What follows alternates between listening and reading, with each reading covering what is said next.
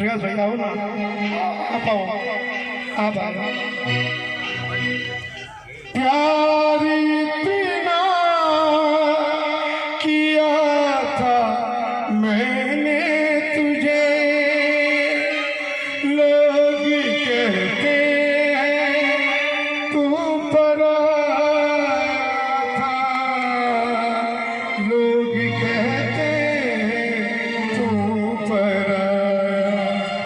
ऐ मेरे यार लौट कर आजा रे, बिन तेरे जिंदगी अधूरी है। कुंदन भाई ना बजाइएगा, आंसू नहीं निकलने हमारे, आप ना बजाएं।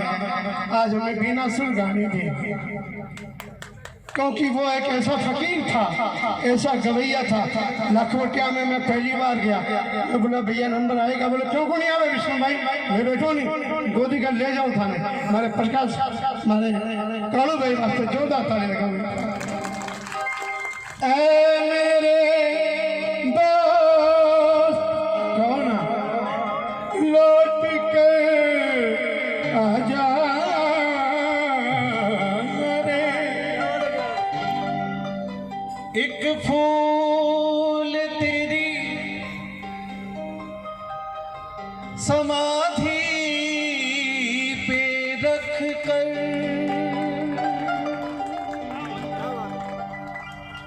पूजूंगा तुझको जिंदगी, मालिक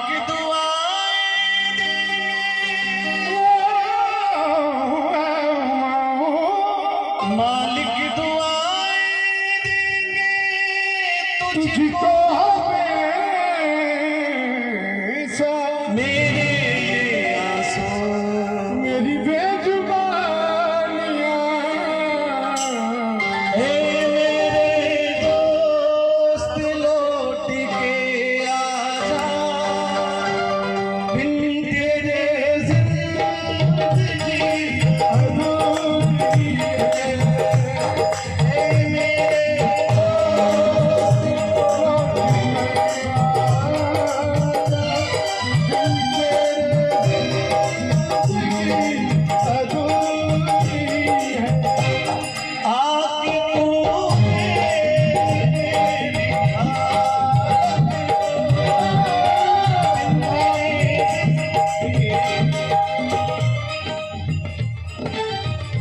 बोल दो एक को थोड़ा सा।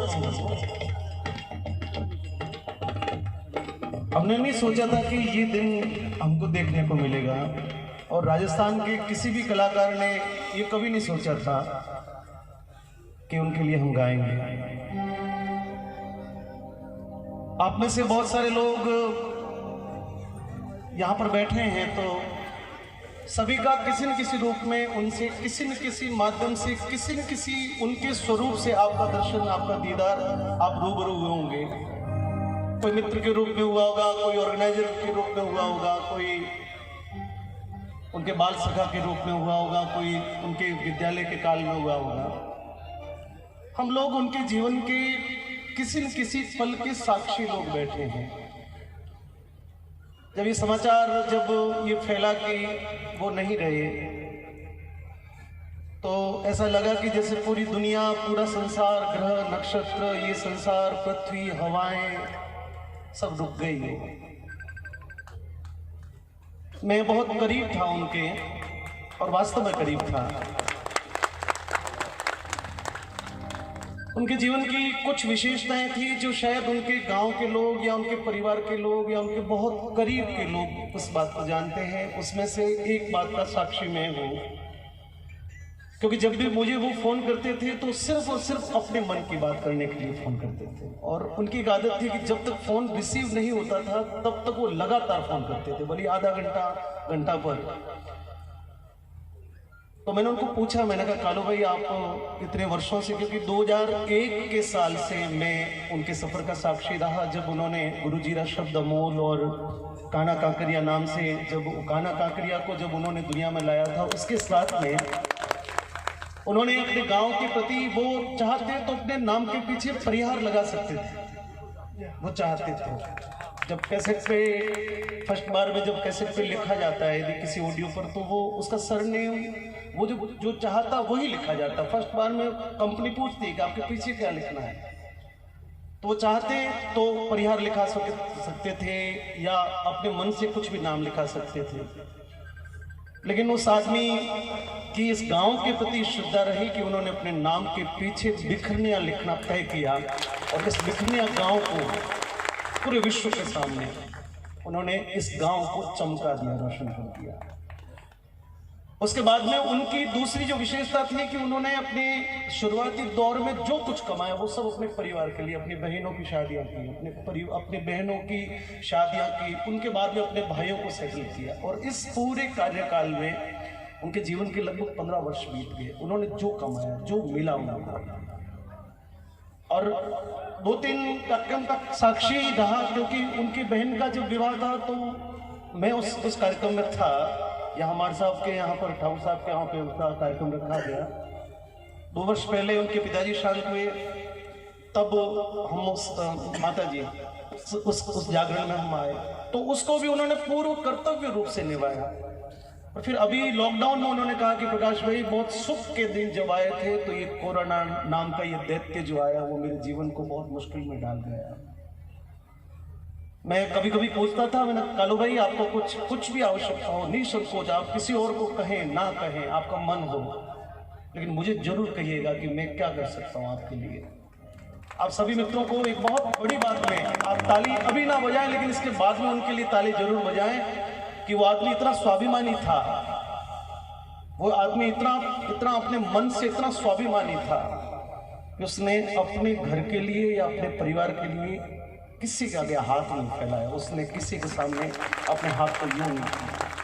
उसको लगता था कि जो मुझे मिलेगा मेरी मेहनत से मिलेगा, जो मुझे गाने के बाद में मिलेगा या मुझे मेरे गायन के बाद में मुझे तोहफा मिलेगा, उस पर मेरा अधिकार हो सकता है, लेकिन मैं अपनी प्रसिद्धि का, मैं अपनी योग्यता का या मैं अपने परिचय का मैं किसी भी प्रकार से फायदा उठाऊंगा। मैंने उनको बहुत बार कहा। एक बार अभी लॉकडाउन में बोला गाड़ी में टायर नहीं है, मैंने कहा मैं भेज देता हूँ। बोला कि नहीं, मेरे को बहुत ज्यादा आवश्यकता पड़ेगी, जिस दिन मेरे किसी भी कार्य में मैं जब बस नहीं चलेगा प्रकाश भाई मैं उस दिन फोन करूंगा, उससे पहले मैं इस बात को नहीं करूंगा। ये अपने आप में एक कलाकार के लिए बहुत बड़ी कुंजी होती है। आप सभी लोग आए हो और वो ऊपर बैठा बैठा हम सभी को बहुत आराम से फकीर के जैसे वो हंसता हंसता हम सबको देख रहा है। ये मेरा विश्वास है, क्योंकि वो मौज में चला गया, वो मौज में चला गया और वो जीते जी मौज में था, वो जीते जी फकीर के रूप में था। किसी भी प्रकार के दर्द को उसने व्यक्त नहीं होने दिया, किसी भी पीड़ा को उसने लोगों के बीच में नहीं आने दिया। खुद के घर में, खुद के शरीर में किसी भी प्रकार की तकलीफ है, लेकिन उसने उस तकलीफ को लोगों के बीच में नहीं आने दिया। वो जीते जी फकीर था और आज जहां पर भी है वहां से भी बहुत आराम से हंसते हुए हम सब लोगों को देख रहा है। उनका आशीर्वाद हम सभी पर बना रहे। और आप सभी लोगों ने इस परिवार के लिए जो श्रद्धा दिखाई है, उस श्रद्धा को सिर्फ आज नहीं, 2 दिन नहीं, महीने भर नहीं, मैं मानता हूं कि उसके लिए यदि सच्ची श्रद्धा हो तो ये बालक जब तक अपने पैरों पे खड़े नहीं हो जाएं तब तक बार बार संभालें, इनको फोन करें, इनकी कोई भी सुख दुख की बात करें, क्योंकि हमारा ये दायित्व बनेगा जब तक ये बच्चे अपने पैर पर खड़े होकर कुछ नाम नहीं कर ले, कुछ काम नहीं कर ले, तब तक हम सभी लोग इस यज्ञ में अपनी आहुति देंगे। ये मेरा विश्वास है। घोषणाएं किसी प्रकार की करने की आवश्यकता नहीं है, बस अपनी अपनी श्रद्धा के अनुसार जो चले वो आपका कालू भाई के प्रति, उनके प्रति आपकी सबकी निष्ठा होगी। बस ये 2 लाइन मैं इनके साथ में गा लेता हूँ। मेरी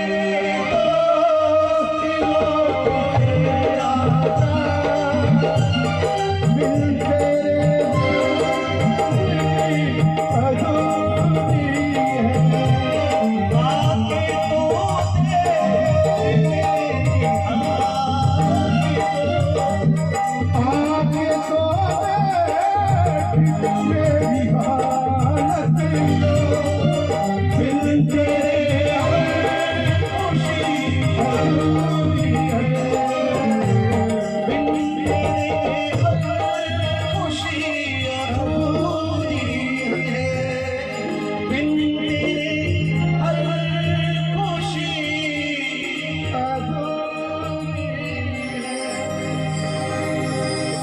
दलपत सिंह जी यहाँ बैठे हैं लाखोटिया के कार्यक्रम में। आप सभी लोगों को एक छोटी सी बात करके अपनी बात को मैं तो समाप्त करूंगा कि बहुत वर्षों तक लाखोटिया महादेव का जो राज्य स्तरीय राष्ट्रीय स्तरीय मेला होता है उसकी जो बिगनिंग है, उसकी जो शुरुआत है वो काड़ू भाई करते थे।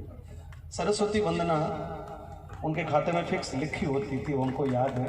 ताली बजाओ एक बार।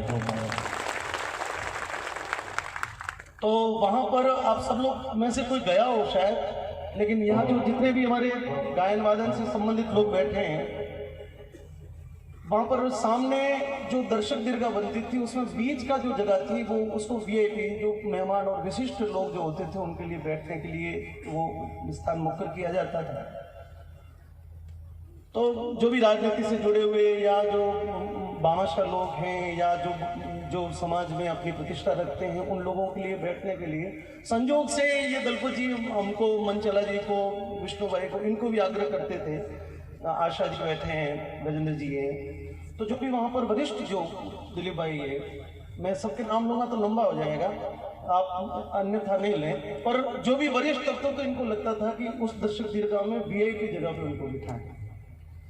तो वो भाई भी आते और वो अपनी मौज में आते थे, अकेले नहीं आते कभी। वो 5-10 लोग अपनी गाड़ी में मस्ती वाले लेके आते थे।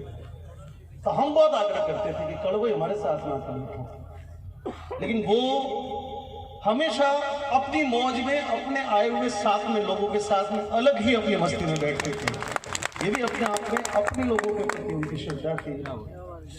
और अभी जब यहाँ पर दलपत सिंह जी आए और हम लोग बैठे थे तो मैं सच कह रहा हूँ कि मेरा भी थोड़ा सा मानसिक अभी ये कोरोना के कारण से ठीक नहीं है। थोड़ी देर के लिए मैं भूल गया, मुझे भी लगा कि शायद लाखोटिया के कार्यक्रम में बैठे हैं, मनचला जी इधर बैठे हैं, दिलीप भाई इधर बैठे हैं और काड़ू भाई उधर पीछे बैठे होंगे, ऐसा एक विचार आया मन में। लेकिन अचानक से जब उनकी तस्वीर देखी फिर याद आया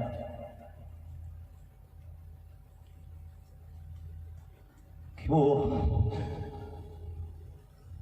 कहीं नहीं, वो हमारे बीच में